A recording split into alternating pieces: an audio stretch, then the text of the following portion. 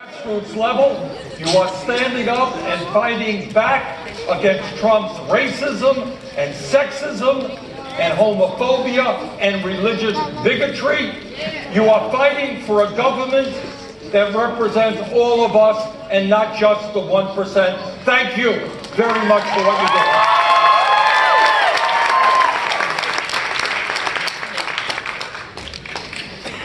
do. The crisis that we are facing today is not complicated.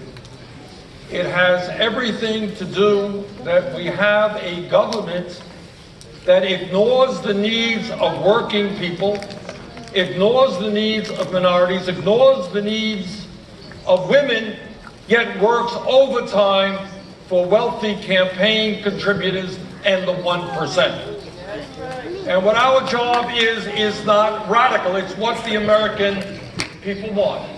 They want a government which represents all of us, not just the people on top. So thank you for helping to lead that fight. Now, in the midst of a lot of bad news that comes from the White House, I want to give you some good news. And that is, we have come a long way over the last 4 years, and you guys are part of the progress that we have made. Let me give you some examples. 4 years ago, when I ran for president, some of us were talking about raising the minimum wage to $15 an hour. We were told we were crazy. It was a radical idea. Remember that? Yes. Imagine doubling the federal minimum wage. Well, guess what's happened? 6 states have already voted to raise it.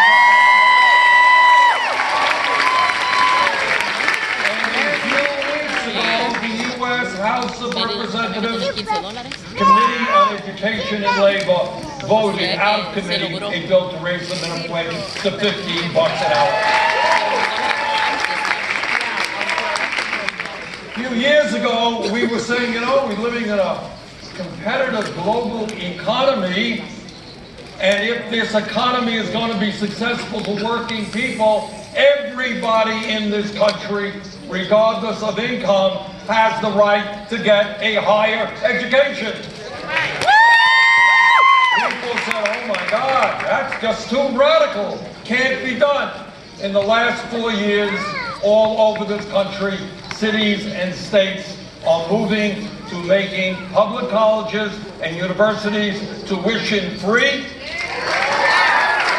and to substantially, and this is what our job is, we are going to substantially, if not completely, end the outrage of millions of Americans dealing with student debt in this country.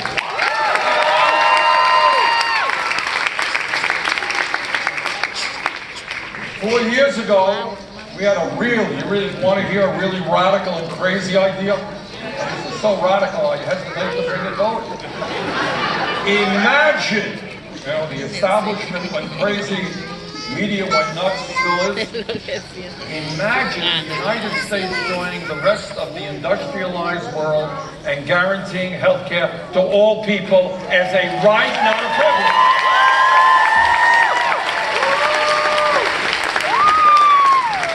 Well, we've come a really long way. It was a radical idea 4 years ago. Poll after poll shows a majority of Americans support that idea as well.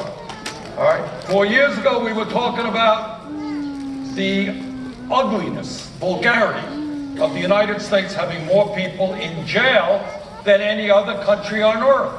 Disproportionately African American, Latino, and Native American. And we said that maybe instead of investing in jails and incarceration, we should invest in our young people in jobs and education. Well, we are beginning to see, we have a long way to go all over the country. Good people standing up and saying, our goal is not to have more people in jail, it is to have fewer people in jail. And when we talk about criminal justice reform, we have to talk about ending the war on drugs. 4 years ago, it was a radical idea to say maybe we should legalize or decriminalize the possession of marijuana. Well, 4 years have come and gone, and guess what? State after state, including the state of Vermont, D.C., have done just that. 4 years ago, there weren't many voices out there that were talking about a corrupt political system in which billionaires are able to buy elections, and that maybe we should move to overturn Citizens United and move to public funding of elections. 4 years ago, there was not a whole lot of discussion about the grotesque level of income and wealth inequality in America, where 3 families today, listen to this, 3 families own more wealth than the bottom half of the American people. And at a time when millions of families, people are working 2 or 3 jobs, 46% of all new income is going to the top 1%. So what we said, and I think more and more people are saying it now, maybe instead of giving tax breaks to billionaires and large private corporations, maybe we should demand that the wealthy and profitable corporations start paying their fair share of tax.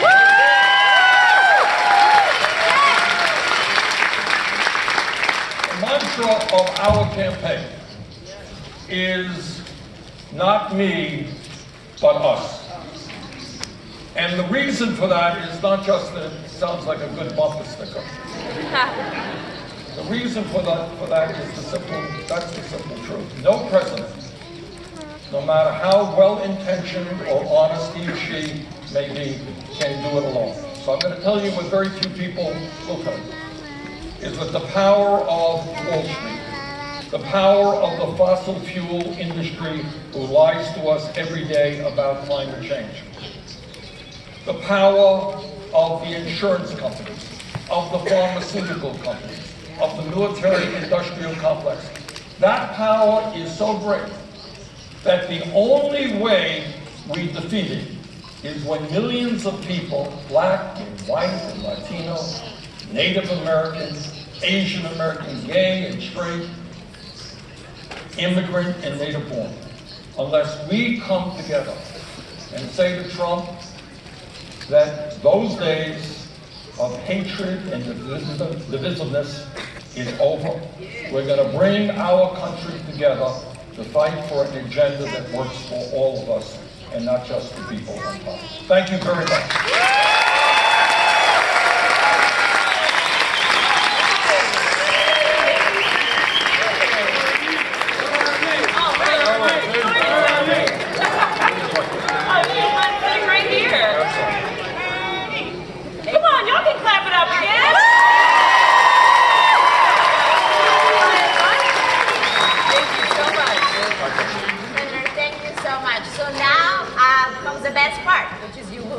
Questions from people in the audience. Some of them have traveled very, very far to see you and talk with you. We will have 3 questions. You will have about 6 minutes. I will introduce the people who are asking the questions. Kelly will help you stay on time. If we have time within those 6 minutes, we will ask you some follow-up questions. And remember, the 3rd question is your final question, so you should use it also as your closing. So, are we ready? Some fun with Bernie Sanders. Let's do it. So the first question comes from Ebony Wiggins, Planned Parenthood patient advocate and supporter from Nashville, Tennessee. Ebony was a vocal opponent of Brett Kavanaugh's nomination to the Supreme Court, and has publicly told her story to show what is at stake for the right to safe and legal abortion. Hi, thank you, Bernie. Thank you for being here. Also, just want to say R.I.P. Nipsey Hussle for giving me so much strength to talk to you. So, Bernie, 1 in 4 women will have an abortion in America. I'm one of those women. I'm 27 years old. I had my abortion when I was 22, so about 5 years ago. I can sit here and tell you today, yesterday, and back then that I am 110% shameless within my choice.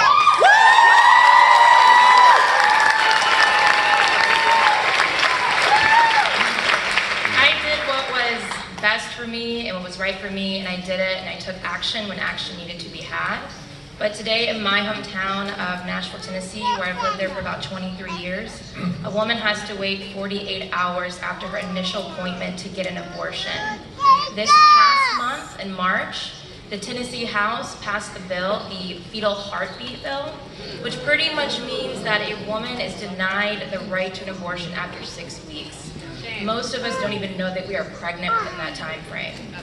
To bring that full circle, we now have a Supreme Court that could possibly take away the right and the access for us to even have that options for future generations. I say all this because, as you probably know, for the past few years, Republican Senate leadership has completely ignored the American people. They have dismantled long-standing processes in order to confirm justices that are very extreme. One of these examples is the obstruction of President Obama's nominee, Merrick Garland. And then, after that, they want to go ahead and change the rules to confirm Justice Gorsuch and the infamous Brett Kavanaugh, despite his unwavering public disapproval. With this increasing political influence on our judiciary, specifically with the Supreme Court, it is clear we must restore legitimacy within our court on a federal and state level. There have been a few ideas that have been presented.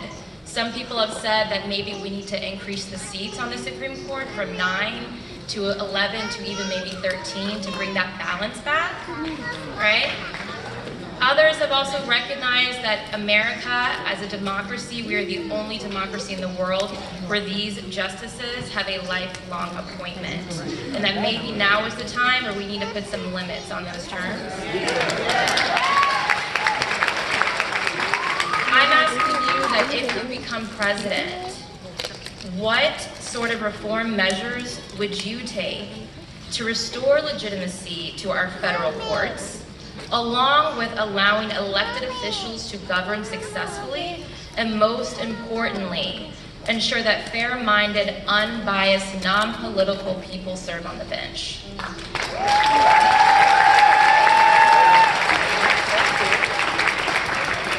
First of all, thank you very much for your courage. Okay? It's not easy coming up here and saying what you did. And as a strong supporter of Planned Parenthood,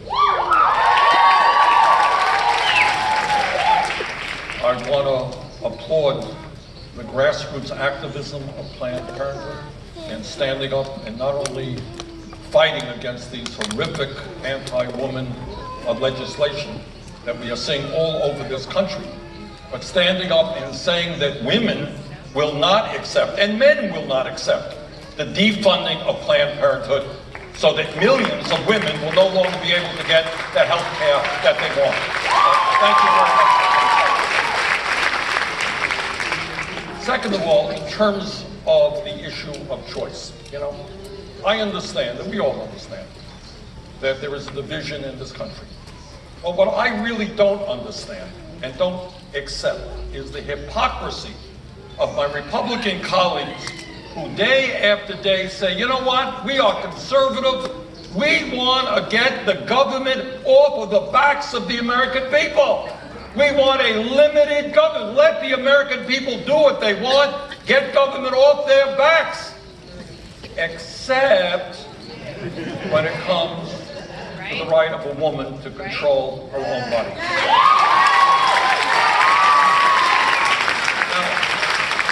That is absolute hypocrisy. Amen. Okay. And I will do everything I can, and there's a lot that a president can do, to make sure that that decision of whether or not one has an abortion is the decision of the woman, not the federal government, not the state government, or the local government.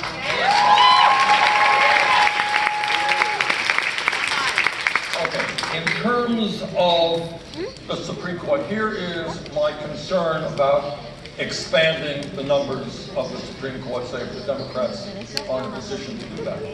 What my worry is that the next time the Republicans are in power, they will do the same thing. And so I think that is not the ultimate solution. What I do think may make sense is, if not term limits, then rotating judges to the appeals court as well, letting them get out of the Supreme Court and bringing in new blood. But at the end of the day, this is what I believe. And it's not only about a woman's right to choose and about the courts. What we have got to do is demand, and this is what my campaign is about, and it's what all of your efforts are about. We have got to grow the voter turnout in this country, which is now one of the lowest in the industrialized world, to the highest in the industrialized world. We have got to get young people participating in the political process in a way that we have never seen before, because at the end of the day, no matter how cynical folks here on Capitol Hill are, they know that if millions of people stand up and say, we will not allow you to overturn Roe v. Wade. We will not allow you to take away the constitutional right of a woman to control her own body. When people stand up and fight back, trust me, that message reverberates even on Capitol Hill. So thank you very much.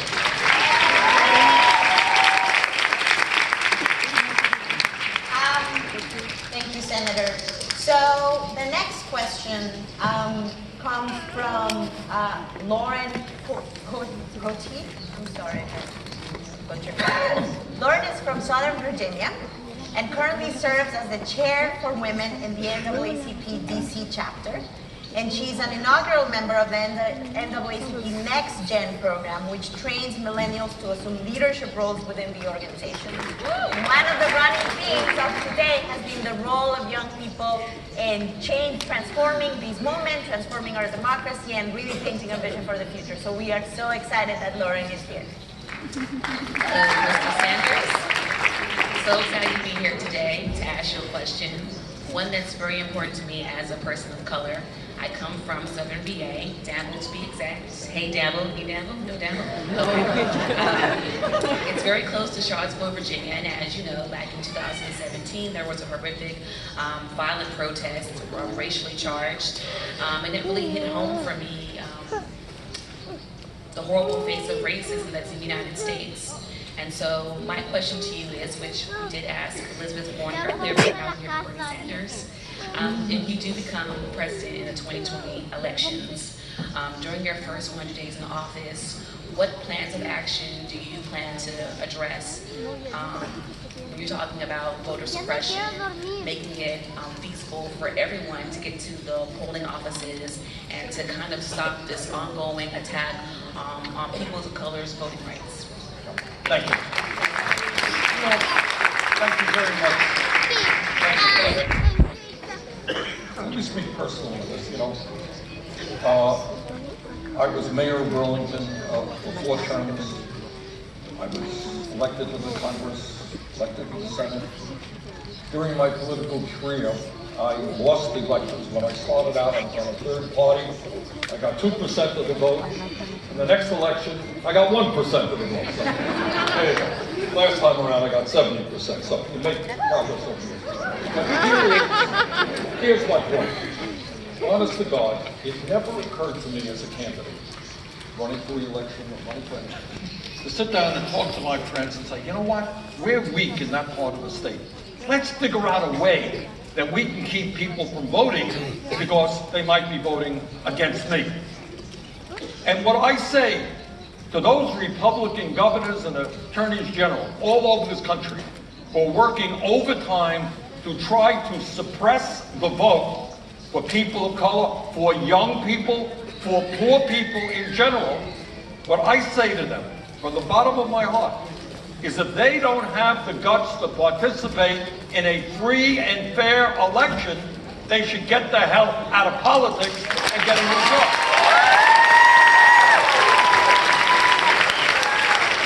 politics, you win elections and you lose elections.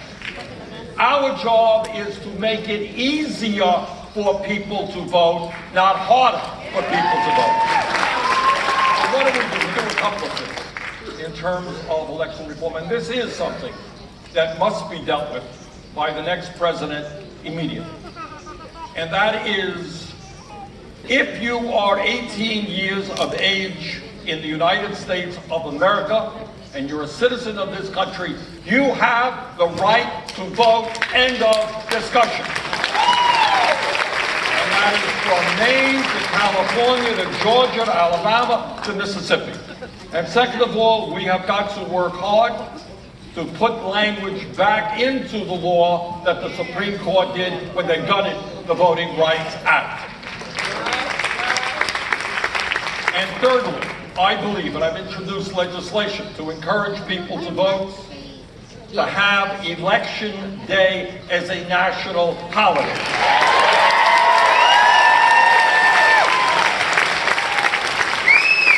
As I mentioned earlier, if you look at our voting turnouts compared to European countries, we are behind many of them. So what we are going to focus on this campaign is not only registering millions of people to vote, but focus on young people especially. We are making some progress in that direction. But if young people voted at the same level as older people in this country, we would transform the United States of America from top to bottom.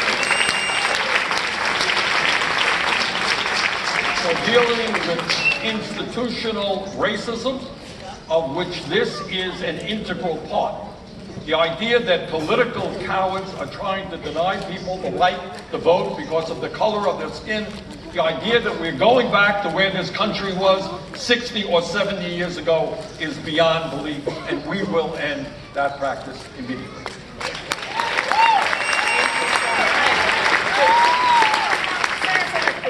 Follow-up to that is connected to the previous question about the Supreme Court.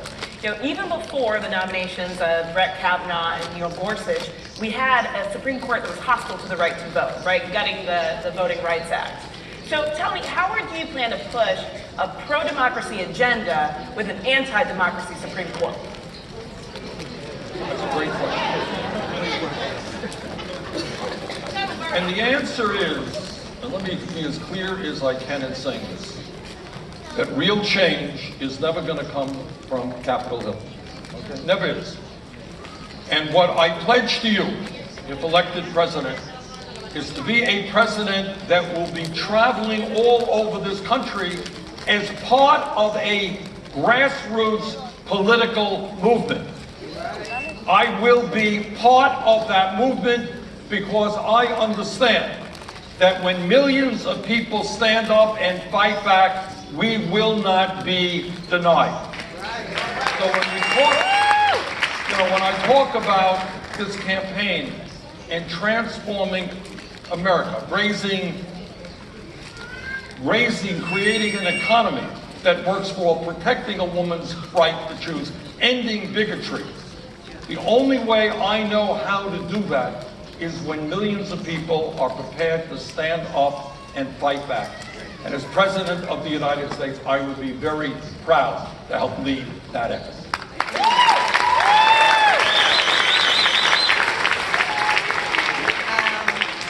I have been in rooms with people that have been inspired by the vision that you just described. So I believe that you will not only do that, but have already done that. There are many people in the room who are fighting every day for the right to have a decent wage, the right to be together with their families, the right to be free outside of the jail cell. And the final question will be from Pam Roll Johnson.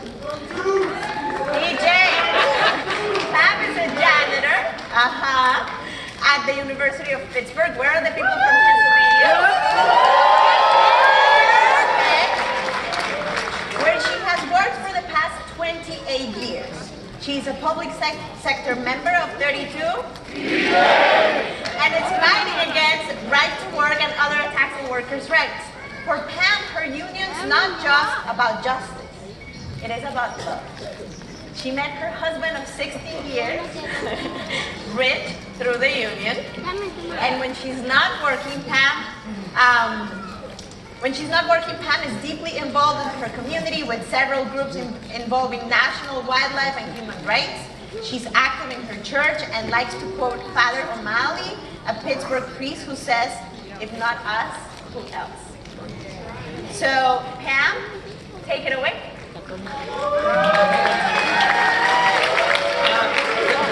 Hello. Thank you, Senator Sanders, for being here. As a public sector worker, last year when the Janice and AFSCME decision came through, it affected me and my coworkers. But we fought back as a strong union, which I thank God for. And the question I have for you is, there are two workers. One's non-union and one's union. And the union employee has good wages, benefits, and retirement. The non-union worker is in a right-to-work state, where they can't even get the right to join a union. So, what would you do as president to make sure that workers' rights in the workplace are stood up for? Thank you. One of the untold stories of the last 40 years has been the decline of the middle class. People don't know this. 40, 50 years ago, it was possible for one worker to work 40 hours a week and earn enough money to take care of the whole family. I know you're laughing. That seems like prehistoric, right? Unbelievable. And what's happened over the last 40, 50 years, middle class has declined. You got half of the people in this country living paycheck to paycheck. In other words, your car breaks down. You may not have enough money to repair it. You don't get to work. You don't get to work. You get fired. You can't take care of your kids. Somebody in the family gets sick. You have large deductibles. You can't pay it. Family goes bankrupt. Right. So what we have seen for 40 years is a massive transfer of wealth in this country. Problem is, it has gone in the wrong direction. Instead of going from the rich down to the middle class, it has gone the other way. Trillions of dollars have gone from the working families of this country to the top 1%. And I happen to believe that the time is long overdue to reverse that trend. So there are a number of ways you do that. But maybe the most important, and is consistent with legislation that I've introduced called the Workplace Democracy Act. What does the Workplace, thank you. What does the Workplace Democracy Act do? Well, it says that at a time when millions of workers want to join a union, but are unable to do so because of illegal employer resistance, it says that if 50 people in a shop plus one sign a card, they got a union.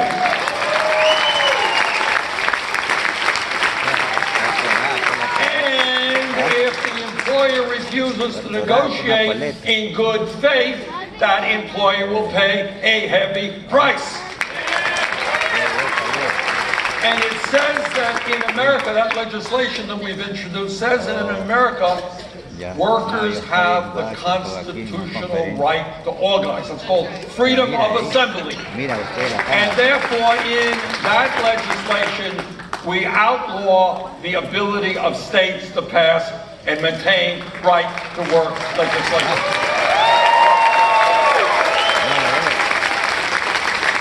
I happen to believe, as somebody who has walked on many, many, many picket lines throughout my life, that it is not an accident that the decline of the middle class has run parallel to the decline of the trade union movement. Because at the end of the day, if a worker cannot collectively negotiate a contract, what ends up happening is that employers, the CEOs on top, make over 300 times what their average workers make. That is obscene. And that is why we need to grow the trade union movement in this country.